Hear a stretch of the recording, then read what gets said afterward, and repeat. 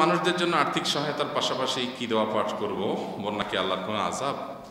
যারা বন্যায় মৃত্যুবরণ করলেন তারা কি সবাই জান্নাতে যাবেন? অনেকগুলো প্রশ্ন। বন্যার থেকে আত্মরক্ষার জন্য বিশেষ কোনো দোয়া নাই, সাধারণ দোয়া আছে, যে কোনো বিপদ আপদ থেকে বাঁচার জন্য দোয়া আছে, সেটা আমরা করব। আর বন্যা যারা দুর্গত আছেন তাদের প্রতি এটা আল্লাহর আযাব, এটা এক কথা বলার কোনো সুযোগ নেই। এটা আল্লাহ তাআলার পরীক্ষা হতে পারে, এটা আযাব নাও হতে পারে, আবার কোনো কোনো ক্ষেত্রে আযাবও হতে পারে। সাধারণত এটা আল্লাহ তাআলার পরীক্ষা হয়ে থাকে, আবার কখনো কখনো আযাব হয়ে থাকে, কখনো কখনো পরীক্ষাও না আযাবও না, মর্তবা বৃদ্ধির কারণ। পৃথিবীর এক এক এলাকার মানুষকে আল্লাহ তাআলা এক একভাবে পরীক্ষা করেন।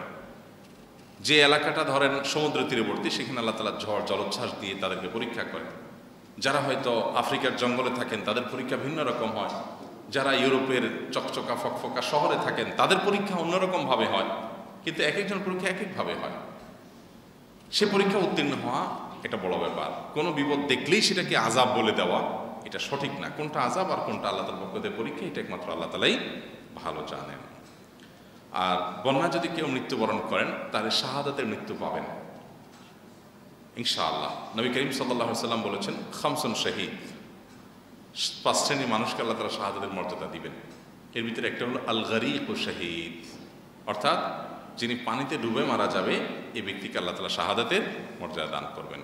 কোনো দেয়াল ধসে মারা যাবেন, বন্যায় হয়তো ওয়াল ধসে বাড়ি ধরে পড়লো, তাহলে সেক্ষেত্রে আল্লাহ তাআলা তাকে শাহাদাতের মর্যাদা দিবেন ইনশাআল্লাহ।